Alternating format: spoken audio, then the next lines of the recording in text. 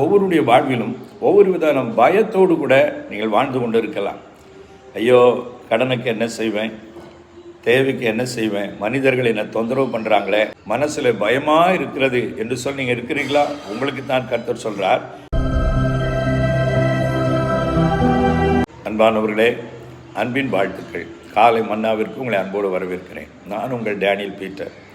இந்த நாள் ஆண்டவர் உங்களுக்கு தர விரும்புகிற மன்னா என்ன அப்படின்னு சொன்னால், ஒவ்வொருடைய வாழ்விலும் ஒவ்வொரு விதமான பயத்தோடு கூட நீங்கள் வாழ்ந்து கொண்டு இருக்கலாம். ஐயோ, கடனுக்கு என்ன செய்வேன், தேவைக்கு என்ன செய்வேன், மனிதர்கள் என்ன தொந்தரவு பண்ணுறாங்களே, இன்னுமாக வேலை ஸ்தலத்தில் பல்வேறு மிரட்டல்கள் வருகிறது, சமுதாயத்தில் பல்வேறு நெருக்கடிகள் நான் சந்திக்கிறேன், அதை நினைத்து மனசில் பயமாக இருக்கிறது என்று சொல்லி நீங்கள் இருக்கிறீங்களா? உங்களுக்கு தான் கர்த்தர் சொல்கிறார்.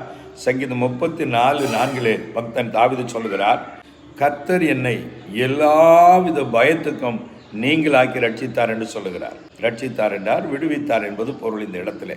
இப்போ ஆண்டவர் உங்கள் வாழ்க்கையில் எல்லாவித பயத்திலிருந்து விடுவிப்பார். என்னென்ன பயத்தோடு நீங்கள் இருக்கிறீங்களோ எல்லா பயத்திலிருந்து கர்த்தர் உங்களுக்கு விடுதலை தரப்போகிறார். ஒரு அல்லேலூயா சொல்லுங்கள். ஆகவே நீங்கள் பயப்பட வேண்டிய அவசியமே இல்லை. 2 தீமோத்தேயு 1:7 நாம் வாசிக்கிறோம், தேவன் நமக்கு பயமுள்ள ஆவியை கொடாமல் பலமும் அன்பும் தெளிந்த புத்தியுள்ள ஆவியை கொடுத்திருக்கிறார் என்று நாம் வாசிக்கிறோம். அதன்படியே தேவன் எந்த மனிதனுக்கும் பயத்தை கொடுப்பதில்லை. பயத்தை கொடுப்பவன் பிசாசு, சாத்தான்.